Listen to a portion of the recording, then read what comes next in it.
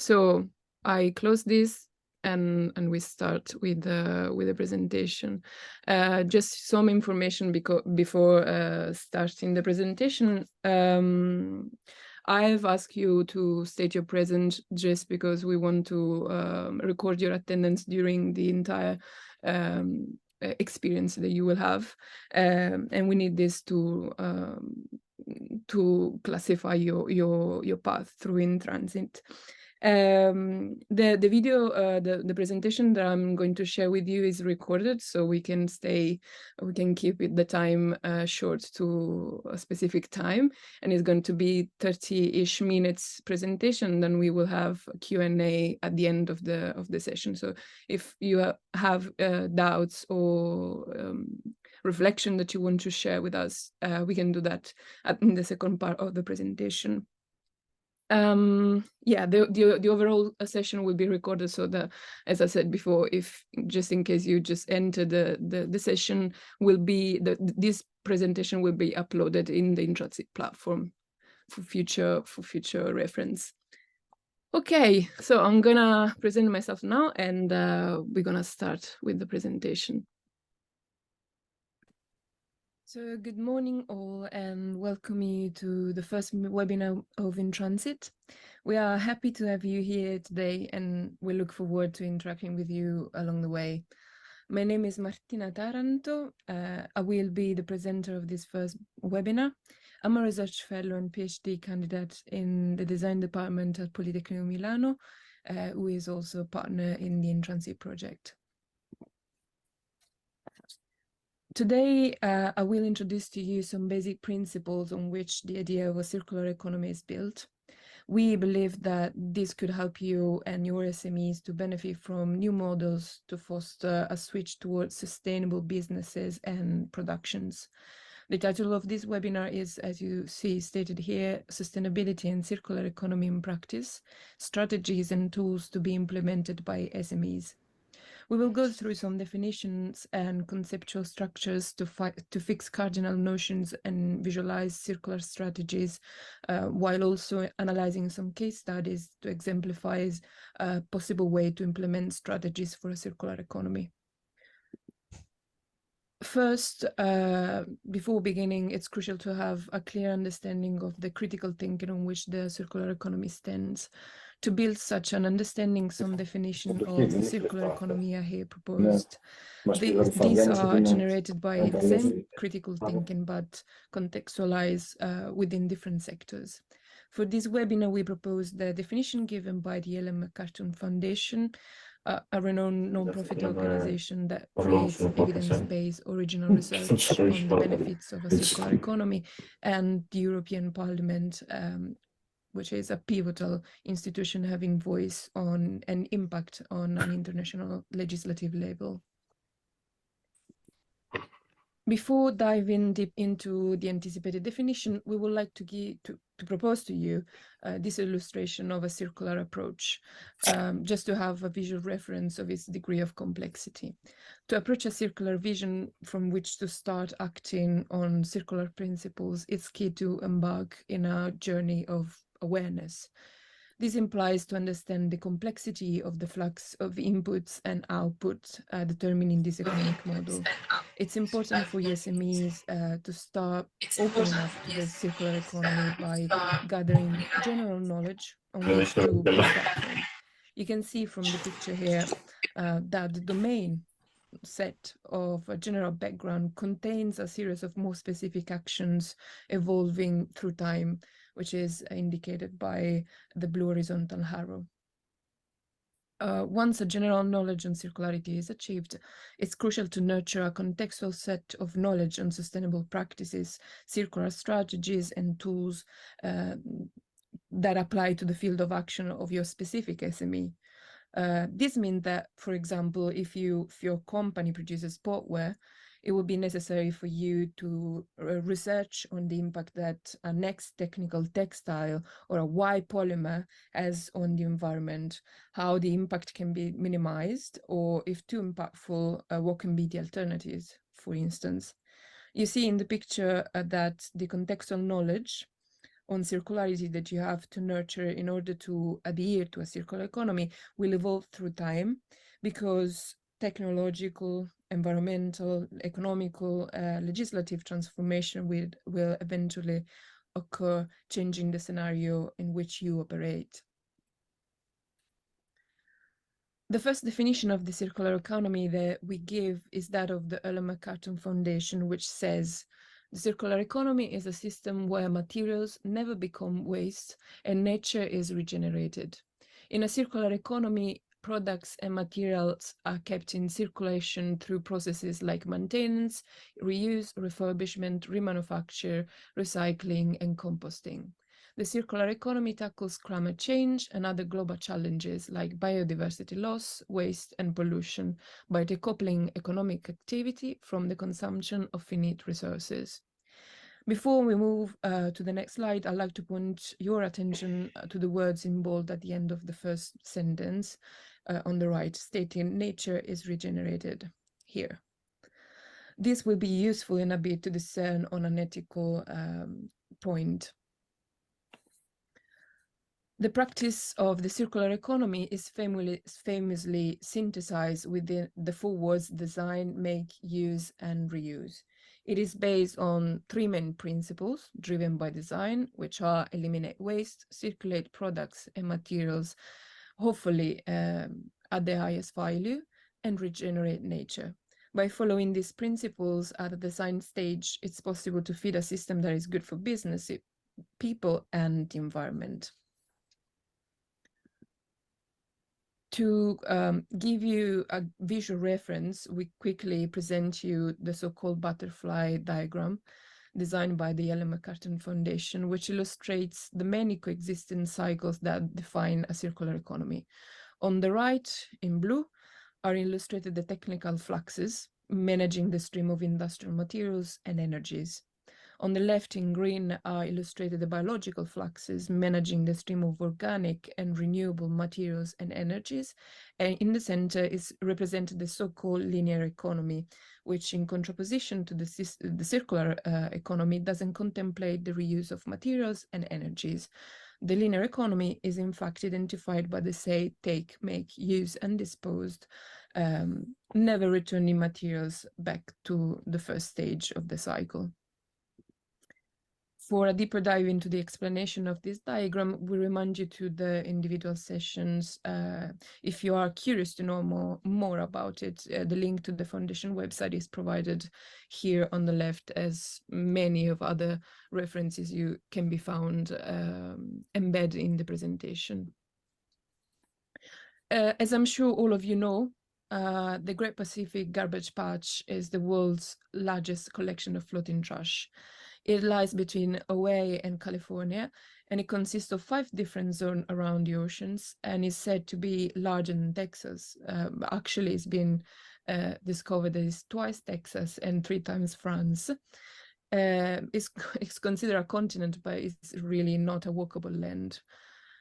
Turns out from a comprehensive study published in the scientific reports that of the 79,000 metric tons of plastic in the patch, most of it's abandoned fishing gear, not plastic bottle or packaging like is commonly believed.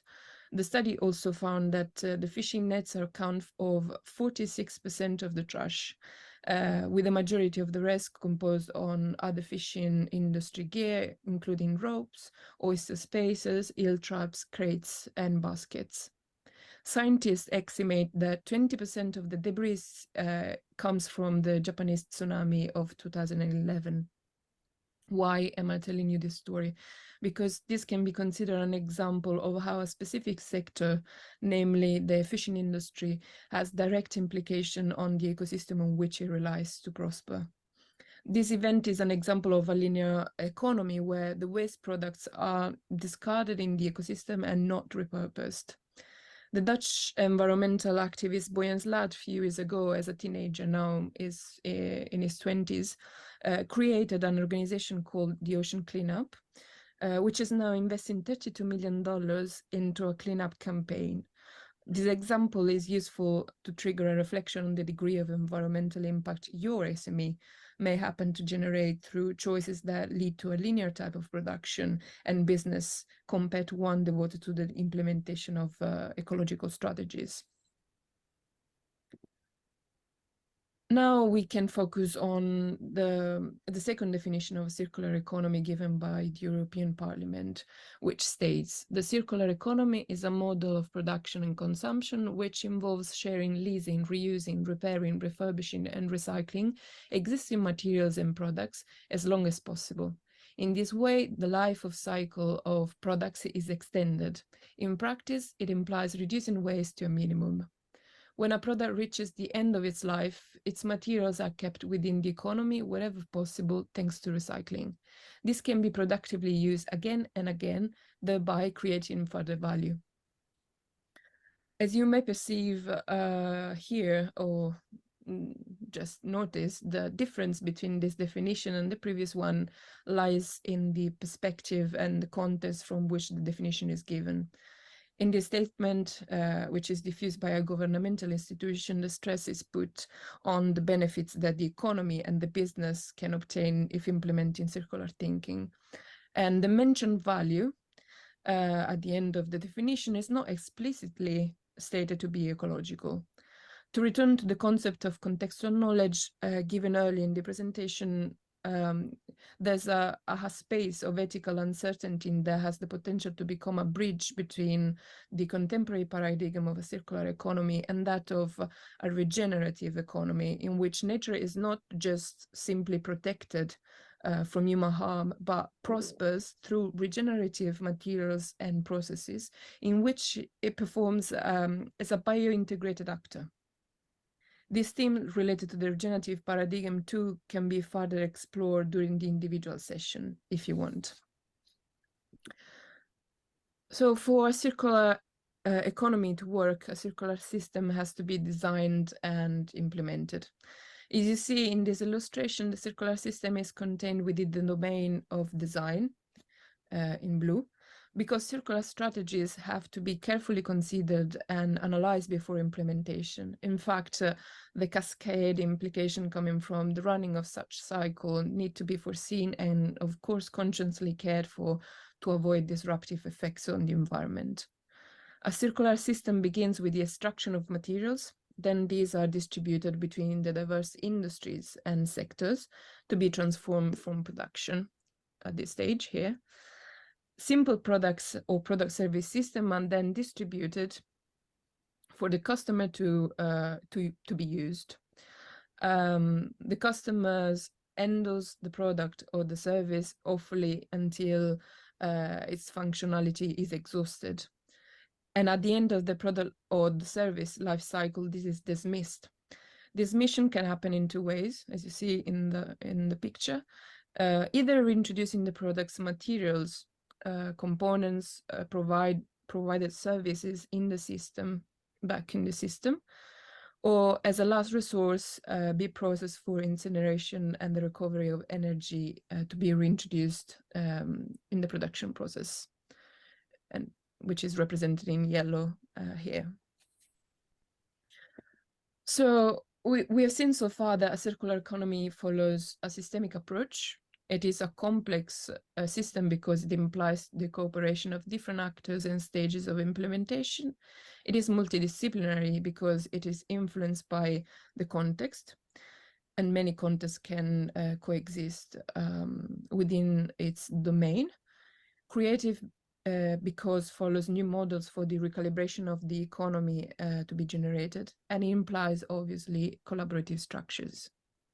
In both the definition given by the Ellen MacArthur Foundation and the European Parliament, you might have noticed that a series of strategies such as reuse, refurbishment, remanufacture, recycling, etc. have been nominated. These strategies are part of the so-called 9 Rs, which are actions for circularities whose words begins with an R because they all imply a reiterated presence within the circular system.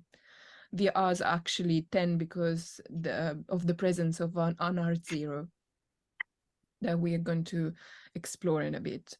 In 2017, the study named Conceptualizing the Circular Economy, an analysis of 114 definitions study the existence of at least 9 R strategies and various possible sub-combinations.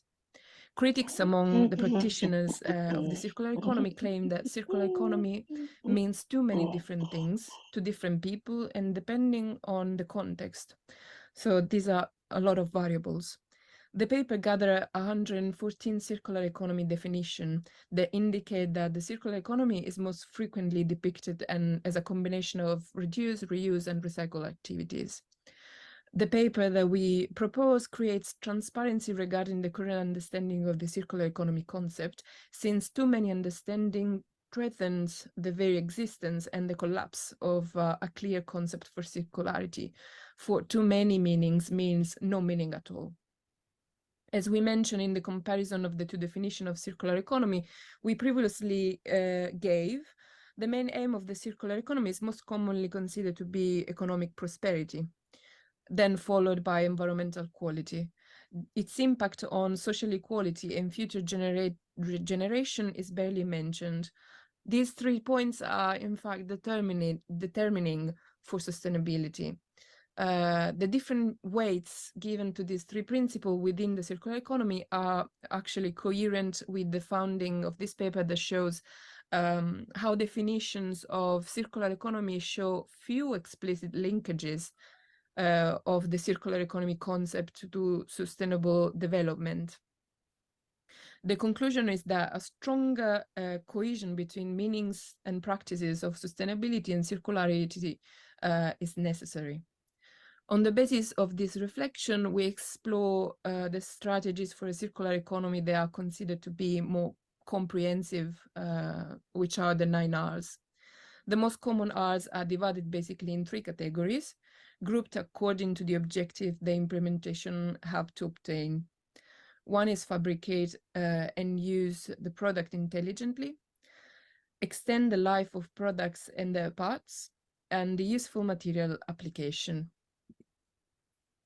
In this categorization that you see in this picture extracted from the previously mentioned paper, you can see from the bottom to the top how these here, from the bottom to the top, how these strategies proceed from a linear to a circular economy.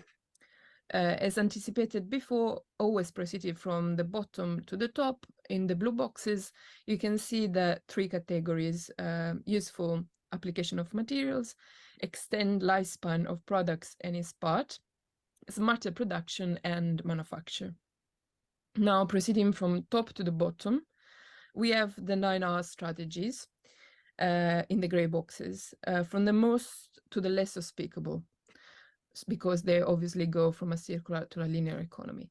So R0 is refuse and means make product redundant by abandoning its function or by offering the same function with a radically different product. R1, rethink, make product use more intensive, like sharing the product.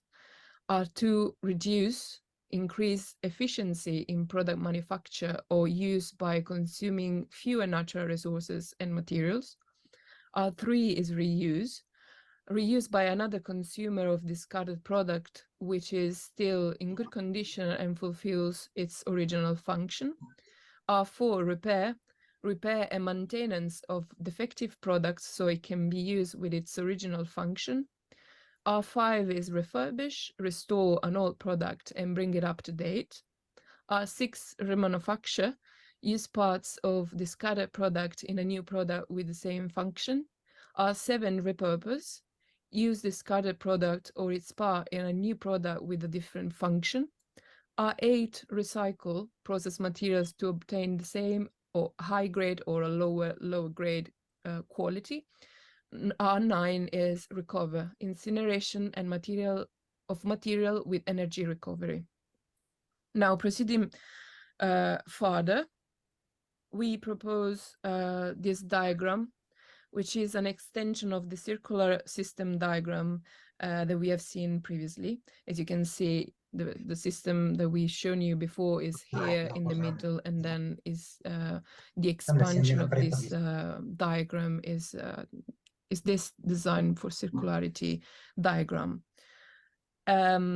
As you see, beyond the design domain, there is the redesign domain in the dark blue set. Within, sorry, can I ask you to mute the your audio, please, because it's disturbing the presentation. Thank you. Which there are strategies here in these dark blue boxes are contemplated. Each R represents an action that leads to a circular cycle, and the R's intervene in a different moment of the cycle, as you can see from the illustration. So each R is strategies. It has to be implemented in a specific moment of the cycle. The R0 is here and exists outside the cycle because it completely rejects the existence of a product to substitute it with a new one. The R1 is here, rethink, is implemented between the stage of production here and distribution because it expects the product to be designed to be used intensively. So these are put in relation 3 stages of the circular system: production, distribution, and use. In fact, you can see that a green arrow extends from the R1 blue box here to the green box of the use stage, because this rethinking action is leads to a new way of using the product. R2 reduce is here. Is implemented in the production stage, in fact, because it asks to reduce energy and materials during manufacture. R3, R4, and R5 repair, reuse, repair, and refurbish here. R3 is here. Oh, sorry. R3 is here. R4 and R5 are implemented in between the stages of use and dismission. Here, use and dismission, because they all contemplate the reuse through different kinds of processing of existing parts, components, and the entirety of the product, the old product. R6, remanufacture, and R7, repurpose. R6 is here and R7 is here, are implemented after the dismission phase. In this point, these two R's both expect parts of discarded product to be reprocessed and reinstalled either into new products with the same function or new products with a different function from the original product. R8, recycle, is implemented between the stages of material transformation and production, because it consists of in the reprocessing of materials from an old product or process to be further transformed into high or low grade quality material for new productions. And R9 in red here is the less desirable of the R's, because as we saw in the previous illustration, it is the closest strategy to the implementation of a linear economy. In fact, it consists of incinerating discarded materials and products for energy recovery to be used in new productions. Energy recovery is, of course, is not unspeakable for circular economy because it goes against its principle to eliminate waste and always reuse materials. And because fumes are usually having an overall negative impact on the environment, increasing the level of air, water, and soil toxicity. Again, here, if you want to reason more in depth into these topics, we can explore them further during one-to-one meetings. Now we proceed with the case studies to clearly visualize the application of these 9 R's into real life. About R0, refuse, make a product redundant by abandoning its function or by offering the same function with a radically different product. We can make the example of the Kindle, which is a portable, let's say, personal or shared device that substitutes a traditional book. In the memory of this technology, over 200 books can be stored and contained. In reality now, if you do a membership with some of the major booksellers, let's say, you can have, through the membership, unlimited access to different kind of libraries. So the experience of reading is different, but thanks to a technology called electronic paper, this gives the sensation of printed paper on screen. So the experience of reading is maintained in a way. Another example of refuse is that of this biocompatible duct tape used to seal surgical or non-surgical wounds and potentially substitute more invasive treatments. This concept is being developed by a team from the MIT for controlling leaks and tears in the gastrointestinal tract. Here you have a link, and if you are sensitive to blood or organic tissue to be exposed, we invite you not to open it. The European Space Agency within the Solaris framework is considering the possibility to gather high-frequency solar energy directly from space. In space, the intensity of solar beams is higher than on Earth, so the project aims basically at installing some so-called space solar farms to have clear solar energy 24 hours per day on Earth, eliminating in this way the problem of energy intermittence. The solar beams will be captured by these matrices that you see here,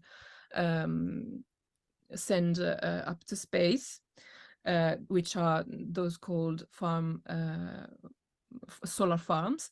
And this converts into current to be sent on the planetary surface, which can be not only that of Earth, but also the moon and other planets. The technology uses a radio frequency and wireless technology to detain as much of the solar power as possible.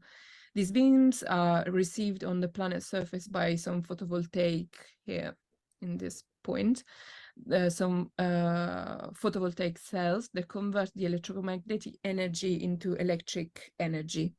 The collected energy will be then transmitted through ground planet power grids to be used for Europe to meet the carbon neutrality by 2050. These are the power grid, but also to power potential space mission. This example is a way of rethinking our ways of production into complex systems for sustainability. Regarding R2 reduce, we propose the example of this fiber obtained from cellulose made by pure carbon crystals. This is a study conducted by the German Institute of Textiles and Fiber. Compared to its similar derivatives from fossil fuel, it has a lower level of CO2 emissions, and it is 5 times more resistant than steel and twice as rigid, making it obviously a good candidate to be used for instance, reinforcement in the built environment and reinforcement of light structures like those of electric cars, for instance. Vinted, as I'm sure you all know, is a digital solution and a service for the reuse and unwanted clothing items. The service circulates products among a net of users that want to act on a circular lifestyle, reusing goods that are in good condition to stretch as long as possible the item's lifespan. The Fairphone is a positive example of R4 repair. The company has the goal to democratize the customer to a customer level the process of maintenance and repairing, making the supply chain of electronics more transparent. So no glues or complex assembly methods are used to facilitate the repairing action for all. About R5 refurbish, Apple provides a certified service for buying refurbished products. These are perfectly clean and inspected. Non-functioning or vital components are nonetheless substituted. Refurbished devices come, in fact, with a new case and battery, and a complete new packaging to be sent to the customers for free. Remanufacturing is the industrial process of renewing products frazzled by use, regaining a condition comparable to that of a new product. Complex objects like engines can be good candidates to remanufacture. An example of this practice is that of BMW and Rolls-Royce, who both co-produce new and remanufacture engines. The latter have the same performances as the new ones, in respect of half the price of an unequal new engine. To facilitate remanufacture, these engines obviously have a modular structure with easy access to component that needs to be maintained or replaced. Ore Stream is the name of a famous project by Formafantasma Design Studio that presents a set of furniture made by reassembling e-waste materials into new products, different from the original ones. This project poses the stress on the contextual factor, like, for example, the invasiveness of the process of material extraction being the main materials component of e-waste minerals. Space-time context, namely the fact that because of the intensive use of precious and non-precious metals, most of the mining will be soon having to be done on surface rather than under it.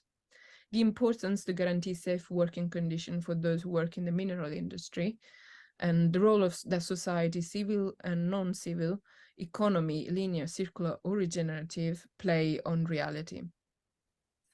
So you see here, for a clearer understanding, that they basically used pieces, components, and materials from the e-waste industry, the electronic industry, to reassemble into different shapes, into new products, old components into new products. About 8 recycle, we propose a simple, straightforward, famous example, that of the original Adidas Parley. In 2017, Adidas, in collaboration with Parley, environmental organization operating in defense of the oceans, proposed a revisitation of its most famous shoe model, the originals that you see here, to introduce the Parley Ocean Plastic Thread, a plastic thread made from recycled plastic collected from the ocean. And at last, R9, Recover, is the less desirable of all the R's, as we already mentioned. When a product or its parts or materials can be reintroduced in the circular system, the only viable solution is incineration, at the scope, or at least, of recovering energy to being reintroduced in the system. The environmental effect, despite the advancement or the technology to filtrate fumes and particles obtained through the incineration, cannot be considered minor, and it must obviously be avoided. So this was the last of the R strategies for the circular economy. For each of these, there are sub-strategies that further bridge technology and approaches for sustainability.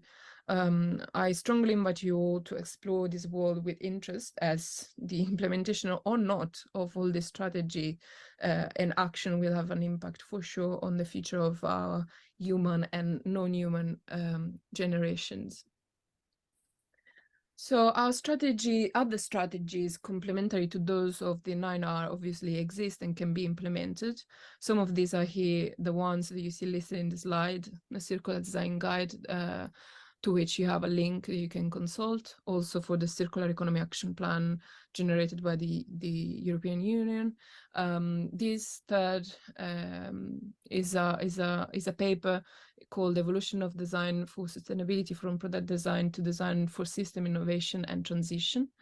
It's a pivotal paper regarding circular economy and sustainability. Life cycle design is another kind of strategy that can be implemented, and a sustainable product service system. Modern human and regenerative design, of course, are the most contemporary and modern strategies. For lack of time, we won't be able to address this in this occasion, but if you're interested, we invite you to contact us to set individual session during which we can analyze new topics. With strategies, of course, come some tools that are able to facilitate the implementation of the circular economy. You might have heard of this already, like life cycle assessment is the assessment of a product or a system environmental impact during its lifespan, according to some international criteria and software. The circular business plan that I believe will be introduced and explained during the next webinar presented by our in-transit partners, CCS and Coraglia. And digitalization, also a major theme in the in-transit project. One last time, I invite you to contact us for further exploration of this topic or for curiosity or doubts. You can see here my email, Martina Taranto. Venere Ferraro is my supervisor, associate professor at Polimi. Same for Valentina Rognoli, who also collaborates in this project. So this page of the presentation that I'm sure we can share with you somehow. There are some bibliographic links and publications that have informed the content of this webinar that you can consult if you want to. Thank you for your attention, and I hope that we were able to engage with curiosity during the presentation, and we can now open the discussion to give space to your questions and reflections.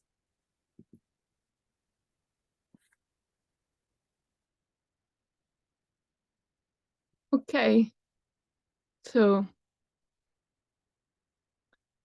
now if you have any question regarding the topics that we've mentioned, or if you want to do a reflection or share your thoughts or your experiences, if you struggle with the implementation of some of these strategies, how we can be of help in allowing you in an easier way to implement this kind of strategies. So if you think there are strategies that we haven't addressed that you know and you believe are more important, difficulties that you have encountered during the implementation of alternative pathways.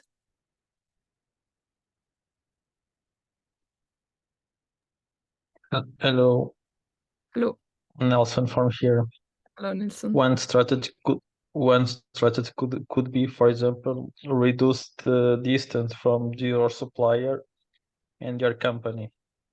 Yeah, there's could not be the best or the lowest in terms of most cleanest materials, but if you reduce the transportation pollution and storage and this type of stuff, could also be a solution.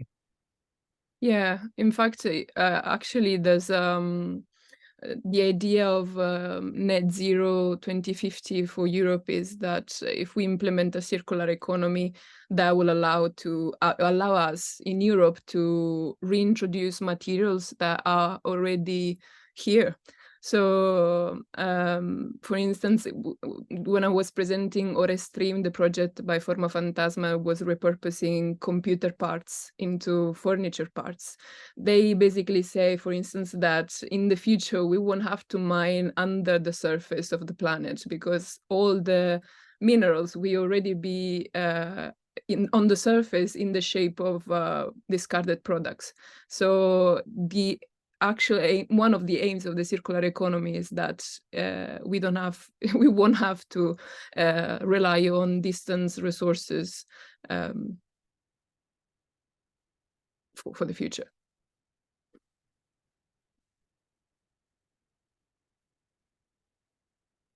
Someone else?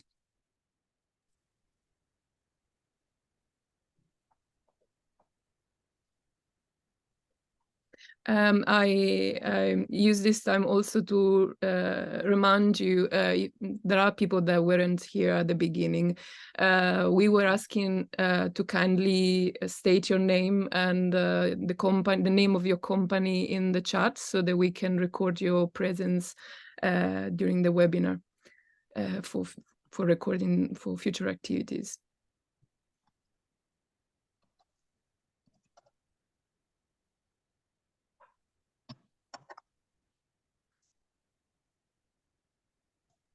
Are there any other questions or curiosity or doubts?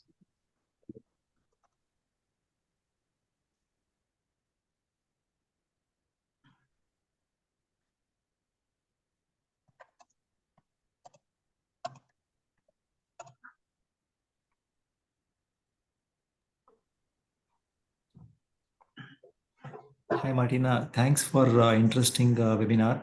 Was just curious that during your research, could you find some examples directly relating into construction, which you want to share with us now? Construction or textiles or advanced manufacturing, please. Thank you.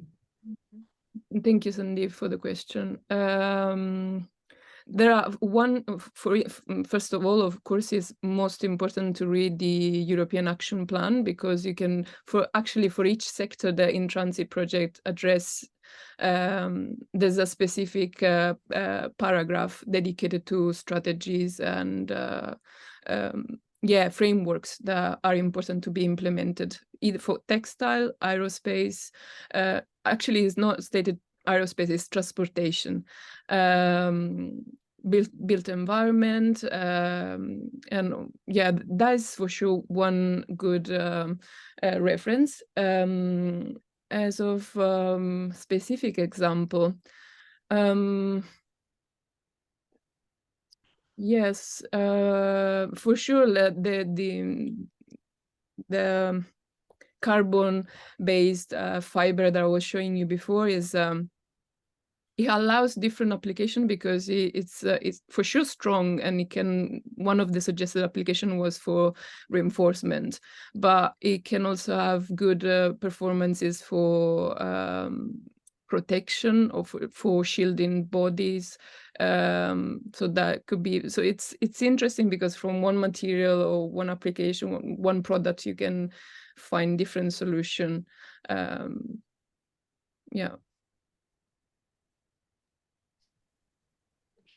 Yeah, right. Thank you. Thank you. I'm sorry, I have an unrelated question. I think we don't have the ability to change our names. It seems that the host need to change something so that we can do this. I don't know if I'm the only one, but I don't see the rename option. I wasn't asking you to change your name in the participant box. If you could kindly write your name in the chat. So okay. After the session, we can download an Excel file with the recording of the chat, so it's easier for us to have your name stated there.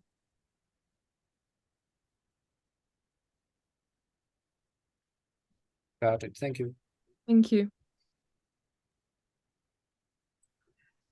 If I may add one thing, building on Sandeep's question, the lecture given by Martina had the aim of give an overview of the several strategies that are available that European Union is supporting.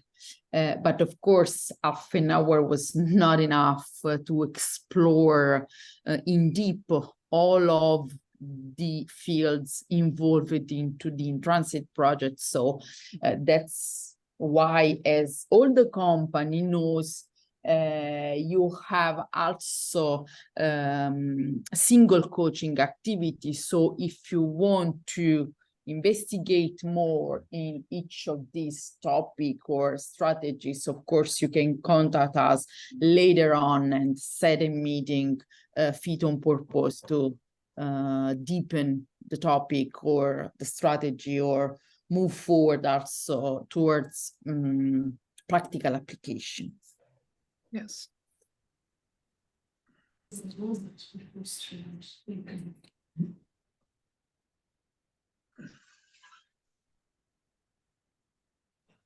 Right. Thanks, Mira.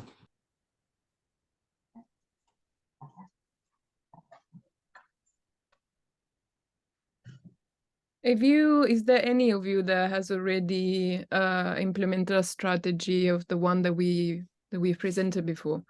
Do you reuse materials, pre-consumer stage, post-consumer stage? Do you exchange? Yeah, Mark. How can I? Hi, Martin, how are you? No. Apologies for being a little bit late, and thank you for the presentation. So yeah, so IQTech is based here in Ireland, but we have facilities in the Czech Republic and Poland also. And so we provide reverse logistics solutions. So we provide repair and refurbishment.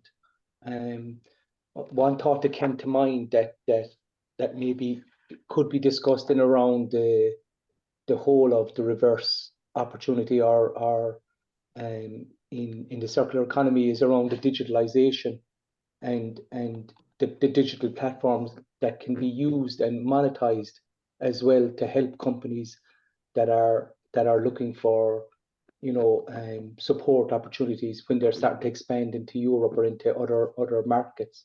And we've started looking at that now as a solution to help people, because we feel people just can't expand if they don't have that support structure in place.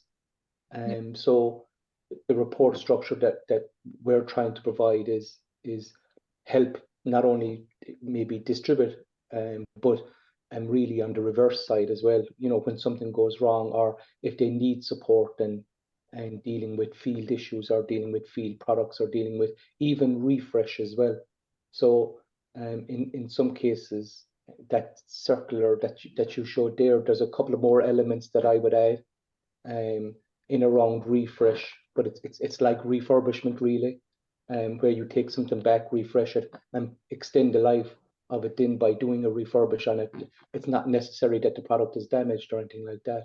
So there's good opportunities there, I think, as well, especially with the e-mobility. So we're starting to look at that now, to see, can we help companies that are looking to that have a fleet in the market already, and they want to bring it back, refresh, on a partial basis or on an agreed sort of schedule. So that's something that we're looking at. But one other topic that might be interesting to companies that are looking for reverse is maybe the capitalization of their equipment. So instead of selling products to people, that they offer hardware as a service. And the idea being then is that they retain ownership of it. But the beauty about that is that they also retain ownership of the customer as well. So the customer is constantly with them. But the beauty about that then is that it can, like you mentioned earlier on, to Sandeep's point, was in the construction industry, it's a little bit more difficult, but you're reusing the materials that you want, you know. So whereas in electronics, you have that opportunity by design, you can design a product to be part of your next product, so that, you know, you're always mining your own products. It's described to me before as urban mining. So where that the parts that you're recovering they're here and they're in the market someplace, but by doing hardware as a service, it allows you to recover that product more easily. Take back schemes are another obvious methodology as well. So the ability to take back a product, but the challenges with the first mile on the reverse side is the same challenge as the last mile on the distribution. So getting product back from our customers is a difficult, and it's a challenge, but people are looking at that now as well. Yeah, building up on that, there's an example of a famous company producing carpets that I don't remember the name. They was trying to implement what you are explaining, which is basically a sustainable service system product. They were trying to lease these carpets to their customer, but because the customer wasn't used to that kind of mental setting or behavior, the economic move was not fruitful for the company. But then they realized that if they were making modular structure, so they basically changed their production by the way of thinking about sustainability and circularity. Instead of providing a service system that wasn't understood by the customer, they provided a product that was easy to recover, because at the end of its life, this module was reinstated in the production of the company. And it was actually understood by the customer. So what the point is that it's the main aim is to identify the correct infrastructure that the company can access. So one strategies can work as it can work for a specific company, and that is within the aspect of the contextual knowledge that we explained at the beginning. Maybe if you couldn't assist, this session will be recorded, so you will be able to rewatch the presentation. But that's a very good point. The infrastructure that a company relies to implement strategies for sustainability and circularity is pivotal in the implementation of the change, for sure. Excellent. Thank you very much. Thank you.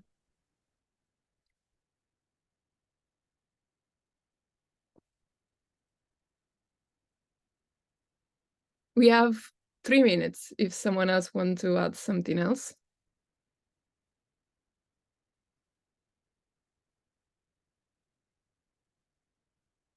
Again, I will ask you to those who haven't written their name in the chat, we will kindly ask you to write your name and the name of your company so that we can record your presence here today. This will be very important for your pathway through the in-transit project, because we need to record your progress. So please, if you have not already, kindly write your name in the chat. Hi, Martina. I have a comment, actually, a question, not only for you, but I think for the companies as well. And now I don't know, in your research, when you're preparing the presentation on your experience in there, I think now we're seeing platforms where you can buy or sell your byproducts or your waste. And my question is for the companies is, have you came across with one of those platforms? Have you used it? Because I think when you use a byproduct or a waste coming from another chain, like the word, I think from the companies is, can I rely one of my products on this supply chain? Will I have always this material to be manufacturing my product? So that's my comment and my questions. If I know there is a company, there is a platform called Circle, that is a marketplace where you sell your waste, your byproducts. And I just wonder if there is any companies in the call, on the meeting, that came across of it, and if they have any experience of it, if they could share with us. Thank you. You come in.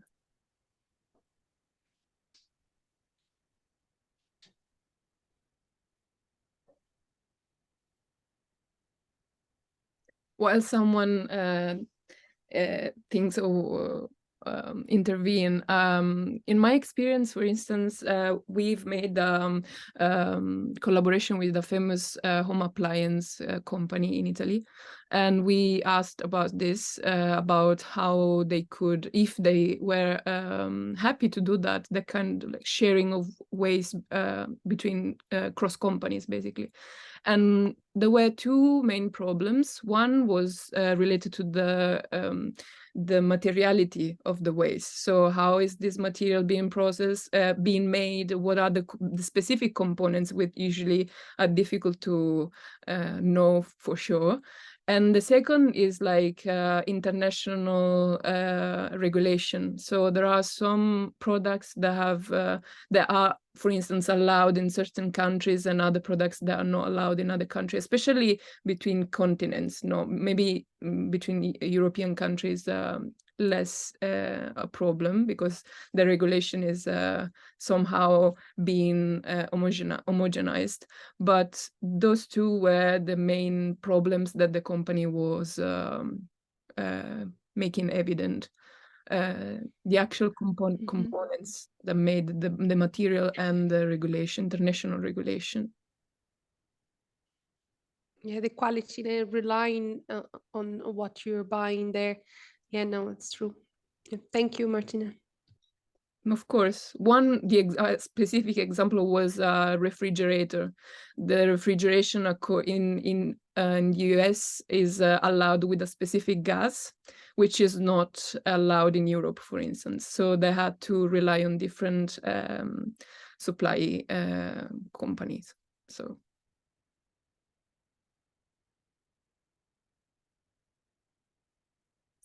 Okay, I think we can close, wrap up. Thank you all for your attendance. I will keep the chat open for a few other minutes in case you haven't written your name, so you have a last chance to make yourself present. It's important for us to have your name and the name of your company so that we can record your experience today. If you want to, you will be able to rewatch this presentation, this session on the In-Transit platform. And yeah, see you next time with CCS and Coraglia. Bye-bye. Bye-bye. Thank you. Bye, guys. Bye-bye. Thank you. Thank you. Bye. Thank you. Bye.